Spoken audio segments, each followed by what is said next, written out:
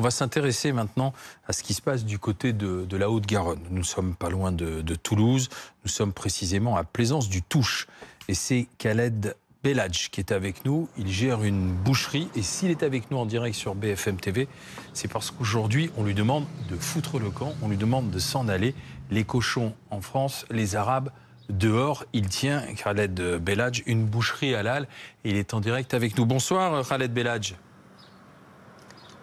Bonsoir monsieur. Merci d'être en direct avec nous sur BFM TV. Non, je vous en prie. Ces menaces, elles sont tous les jours, elles sont quotidiennes? Non, pas du tout. C'est très ponctuel. Par contre, il y a quelques années de cela, oui, j'ai eu des panneaux publicitaires qui ont été cassés, détruits, à plusieurs reprises. J'ai essayé de les réparer 3 fois de suite, mais ensuite j'ai abandonné. Je n'ai pas voulu déposer plainte. Par contre, actuellement, ça s'est rapproché. J'ai eu 2 placardages d'affiches le samedi et le dimanche. Je suis choqué, très choqué. Et on ne comprend pas pourquoi. On ne comprend pas pourquoi. Pour bien expliquer, Khaled, c'est qu'il y avait donc cette affiche et on a vu ce qui était écrit dessus. Vous l'avez décollée, vous avez prévenu les gendarmes ou la police, et le lendemain, il y avait de nouveau une affiche, c'est ça? Oui, je ne les ai pas décollés, c'est la gendarmerie qui est intervenue et qui a eu du mal à le décoller. Donc j'ai dû faire intervenir quand même un professionnel pour le décoller. D'accord. Et ça a recommencé, ça s'est reproduit en fait le lendemain. Ça a recommencé, oui. Ça a recommencé malgré le fait que, comme vous voyez derrière moi, il n'y a plus d'affiche halal. J'ai préféré l'enlever pour éviter des tensions inutiles. Mais vous venez de vous installer ou ça fait longtemps que vous êtes dans cette ville? Non, ça fait... Non, ça fait 8 ans maintenant. 8 ans. Parce que j'imagine que ça doit être quand même... C'est à la fois violent, bien entendu, insupportable, mais en plus, ça doit faire peur, parce que si il y a une détermination, c'est-à-dire que l'affiche est enlevée par les gendarmes, et de nouveau, celui qui fait ça revient sur les lieux de son crime, quoi, en fait. Oui, il récidive le lendemain. On a vraiment des craintes pour le personnel, pour nous-mêmes et pour nos clients. On a peur qu'il y ait des dégradations, car ils sont passés à une étape où placarder des affiches. Des gens pourraient dire ce ne sont que des affiches. Pour nous, c'est un message de haine qui peut prédire un avenir assez compliqué pour notre commerce. Oui. Mais vous dites que vous avez enlevé halal, vous avez préféré enlever halal, mais pourtant, dans le quartier, tout le monde vous connaît. Oui. Tout le monde nous connaît. Tout le monde nous connaît, on s'entend avec tout le monde. C'est une ville très agréable, Plaisance du Touche. Mais ces personnes-là, pour éviter d'attiser la haine, pour éviter de créer d'autres problèmes, on a préféré enlever ce terme halal. Aujourd'hui en France, en 2025, on préfère enlever ce terme-là pour éviter de se faire agresser et pour éviter d'avoir des problèmes inutiles. Comment ça vous réagissez avec votre femme? Parce que je sais que vous dites, moi je suis français, votre femme aussi, je crois qu'elle est d'origine portugaise, si je ne me trompe pas, et vous dites, oui. On ne pensait pas que ça pourrait nous arriver en France, en fait. Mais on est vraiment étonnés, choqués. On est français, on est fiers d'être français. Je suis né en Aveyron, je ne comprends pas. Je suis vraiment choqué, monsieur. Ouais. Mais quel message vous voulez faire passer? Parce que vous avez réagi sur les réseaux sociaux, donc à la fois parce que vous dites qu'il ne faut pas banaliser ce genre d'acte, il faut témoigner, mais en même temps vous voulez appeler au calme, c'est vrai? Exactement, monsieur, exactement. Je voulais dénoncer ces faits graves de violence et de racisme, mais je ne veux pas non plus attiser une haine. Je ne veux pas rajouter de l'huile sur le feu. Je veux juste dénoncer et montrer que c'est quelque chose de réel, même dans les petites villes comme Plaisance du Touche. Mais Khaled, en ce moment, vous sentez une tension, une montée du racisme? Vous savez, on a eu l'expression qui a été employée, la racisme d'atmosphère. Qu'est-ce que vous en dites?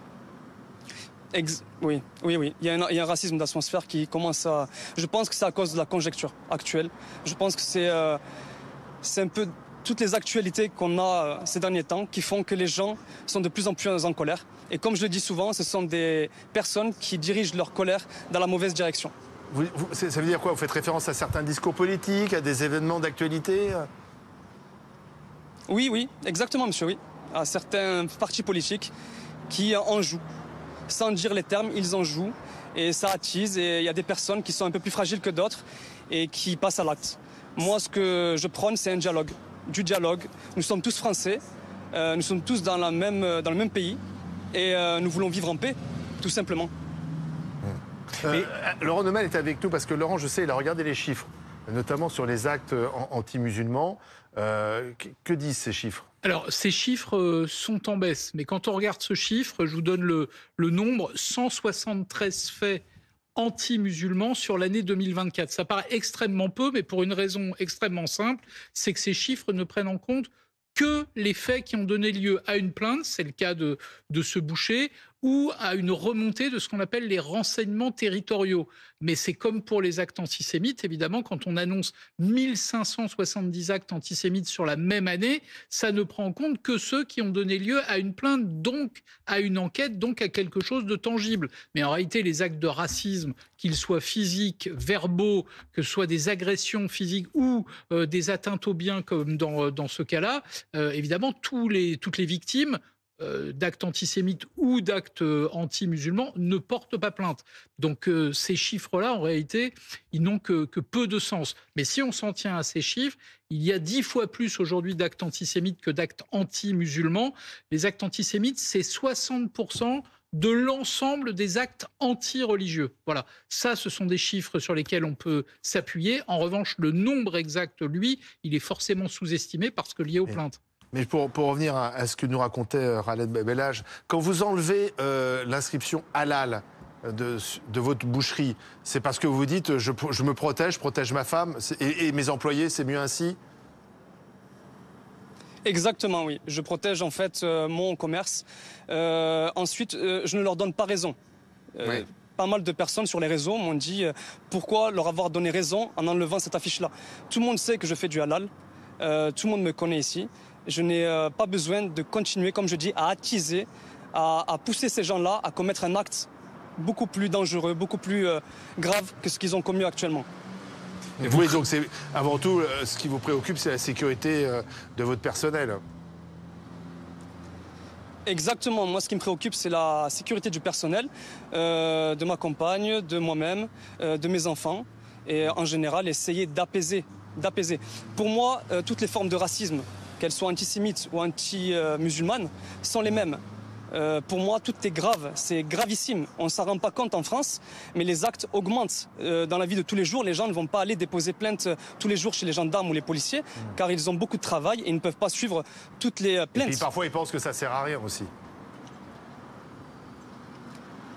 Les gendarmes font très bien leur travail, les policiers aussi. Ils ont pris au sérieux moi, je pense que... Ah, ils l'ont pris au sérieux, ils ont été très réactifs. On a eu aussi le maire qui s'est déplacé pour nous voir, quelques députés comme monsieur Piquemal qui s'est déplacé, qui nous a appelés. On a eu pas mal de monde qui s'est déplacé pour nous et pas mal de monde prennent ça au sérieux, oui. Ouais, donc vous avez eu beaucoup de soutien, même d'anonymes, outre les politiques. Exactement, oui. Beaucoup. Exactement. On a eu beaucoup de personnes anonymes qui nous ont même offert des fleurs aujourd'hui pour nous soutenir.